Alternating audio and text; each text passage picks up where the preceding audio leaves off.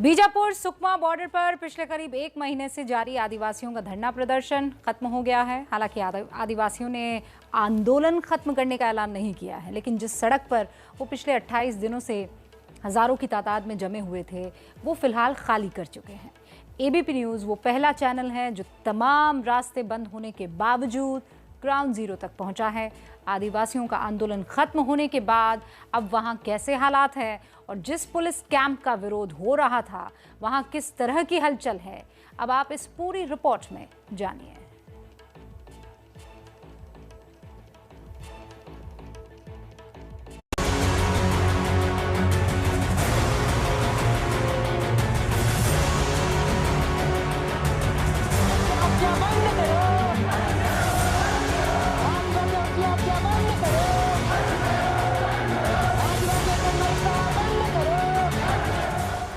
छत्तीसगढ़ के सिलगेर में पिछले 28 दिन से हजारों आदिवासी अपनी मांग को लेकर इसी तरह डटे हुए थे। आदिवासी अस्मिता के लिए जागे बढ़ो। ना तो आदिवासी पीछे हटने को तैयार थे और ना ही प्रशासन। वापस लो। सरकार ने पहले इन आदिवासियों को ताकत के दम पर हटाना चाहा। गोलीबारी हुई जिसमें 3 आदिवासियों की मौत हो गई, लेकिन आदिवासी अड़े रहे। प्रशासन ने भी यहां पहुंचने के सभी रास्ते बंद कर दिए थे। इसके बावजूद एबीपी न्यूज की टीम ग्राउंड जीरो तक पहुंची।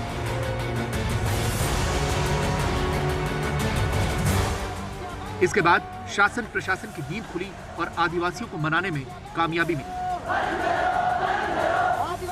अब वहां कैसे सूरत हाल है, इसका जायजा लेने के लिए ABP news reporter Gyanendra Tiwari एक बार फिर सिलगेर के लिए रवाना हुए। क्या बीजापुर और सुकमा के बॉर्डर पर जो आदिवासियों का आंदोलन चल रहा था उसकी रफ्तार धीमी हुई है?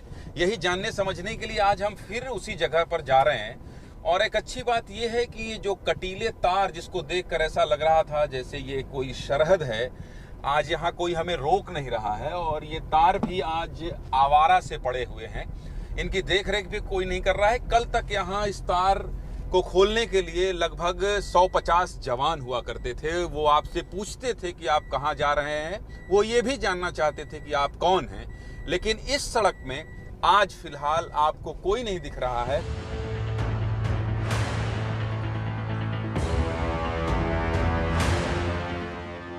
हमारी टीम जिन रास्तों से गुजर रही है वो कल तक पूरी तरह से बंद थे।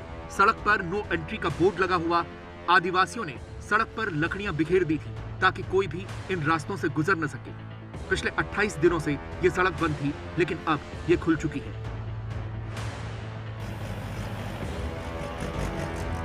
आज लोग आसानी से इस सड़क से आ जा सकते हैं। सड़क पर लगा बोर्ड हट चुका है और जो लकड़ियां रखी गई थी उन्हें भी किनारे कर दिया गया है।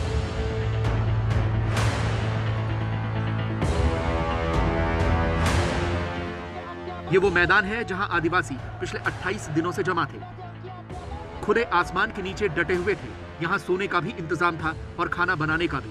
लेकिन आज जब एबीपी न्यूज रिपोर्टर यहां पहुंचे तो मैदान खाली हो चुका था। कल जो हजारों आदिवासी जमा थे वो यहां से लौट चुके हैं। यही मंच था और ये जो आप देख रहे हैं लकड़ी जो कि आज नीचे है, इसी लकड़ी से मंच को बनाया गया था। यहीं से आंदोलन की रूपरेखा तय हो रही थी। करीब 1 महीने के बाद ये सब जो है मंच यहाँ से हटा दिया गया है। जो बैनर पोस्टर लगे थे वो भी निकाल दिया गया है। इसके अलावा जो जिन लकड़ियों के सहारे, ये पत्तियों के सहारे बैठने और रात रुकने का ठिकाना बनाया गया था, उसे भी सब अब देखिए सब उसे निकाल दिया गया है। और जो लकड़ी है उसे गांव वाले अपने घर ले जा रहे हैं। तो कुल मिलाकर एक बहुत बड़ा आंदोलन जो चल रहा था पिछले 1 महीने से, वो इस जगह से ख़त्म हो गया है। चिंता ये थी कि इतनी भीड़ है, कोरोना का संकट है, लंबे समय से आदिवासी मांग कर रहे थे अपने अधिकारों की और कह रहे थे कैंप हटाइए। तो कुल मिलाकर एक अच्छी बात ये है कि जो भीड़ थी लोगों की वो छट गई है। अब यहाँ आपको एक भी आदमी नहीं दिखेगा। हालांकि आदिवासियों ने अब तक आंदोलन खत्म करने का ऐलान नहीं किया है, लेकिन बातचीत के बाद उन्होंने धरना प्रदर्शन जरूर रोक दिया है। इसके बाद वो सड़क भी बननी शुरू हो गई है जो इस पूरे विवाद की जड़ थी। दरअसल बीजापुर और सुकमा के बीच एक सड़क निर्माण शुरू हुआ। ये नक्सली इलाका है, इसलिए सड़क निर्माण के दौरान सुरक्षा बलों के कैंप लगते हैं। ग्रामीण इस पुलिस कैंप को लगाए जाने का विरोध कर रहे हैं। ग्रामीणों का कहना है कि कैंप बिना सहमति के रातों रात लगाया गया, जिसके विरोध में आदिवासी धरने पर बैठ गए। प्रशासन और आदिवासियों के बीच समझौता होने के बाद सड़क पर अब रोड रोलर भी दौड़ने लगे।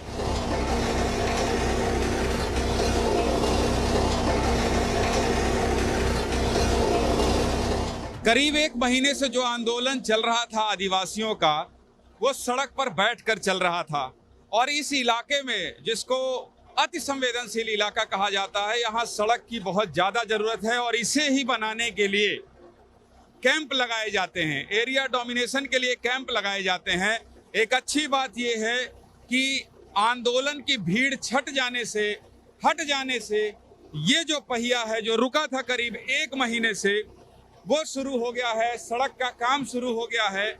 और आज से ये रोड रोलर जो है वो इस सड़क पे चलने लगा है। तो कुल मिलाकर ग्रामीण जो हैं वो भी ये कहते हैं कि उन्हें सड़क चाहिए, बिजली चाहिए, स्कूल चाहिए, अस्पताल चाहिए।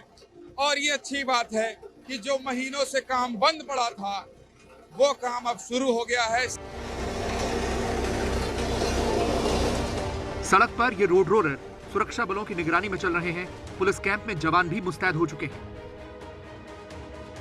मामला आदिवासियों की नाराजगी से जुड़ा है, इसलिए बड़े बड़े अफसर भी कैंप में मौजूद हैं। यहाँ पर तो रोड अब क्लियर हो चुका है और पूरा आवागमन वगैरह कंटेनमेंट जोन है। फिलहाल तो ये कंटेनमेंट जोन है, उसके कारण से पब्लिक का तो मूवमेंट नहीं है। बाकी रोड पूरी तरीके से क्लियर हो चुका है। ये बदलाव कैंप लगने के बाद से आपने देखा ही होगा। हम लोग कंटिन्यू यहाँ पे काम कर रहे हैं ताकि ग्रामीणों के लिए रोड बना सकें। उसके आगे जैसे ही आप जानते भी होंगे, जैसे ही कैंप खुलता है उसके बाद पूरे डेवलपमेंट के कार्य हो जाते हैं।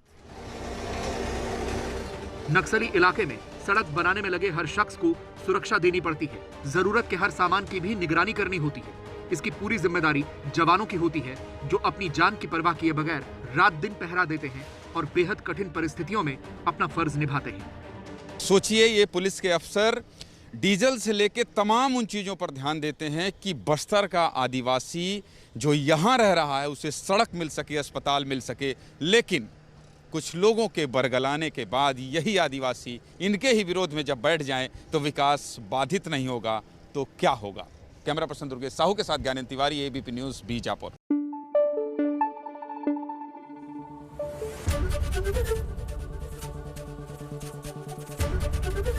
एबीपी न्यूज़ आपको रखे आगे।